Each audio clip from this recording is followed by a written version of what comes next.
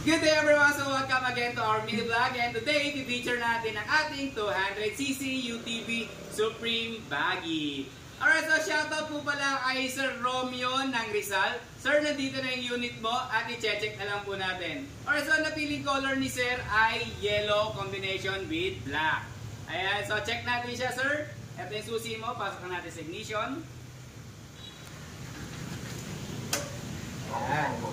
So try natin mag-signal light to our left and signal light to our right. To my right. Okay, busina.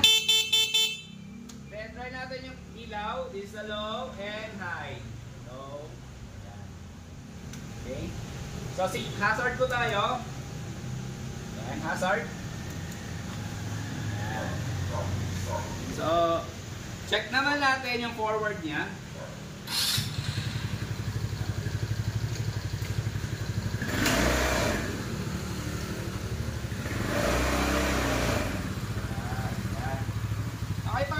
Yung loob ng ating baggy. So dito makikita yung mga console niya, yung para sa kanyang RPM, then battery, sa busina, then signal light, ilaw, then high and low, then hazard. So dito lang po yung ating start button.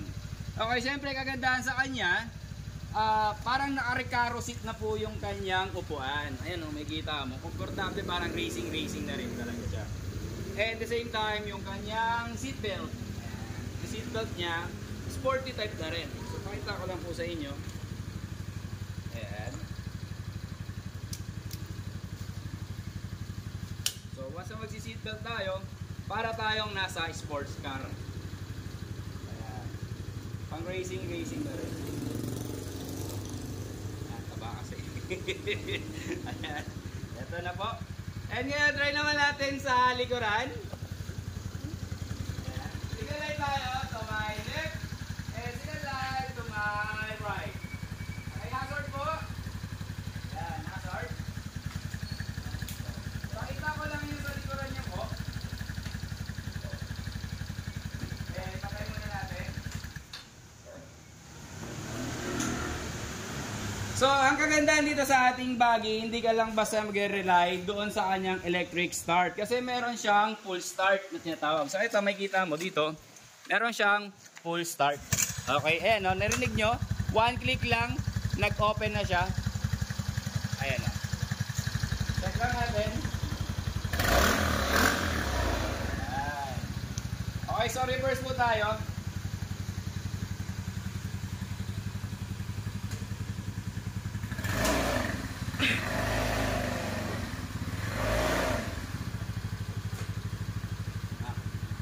Tapos ang kanya pong windshield, eto, makikita nyo malabo yan dahil meron pa po siyang plastic.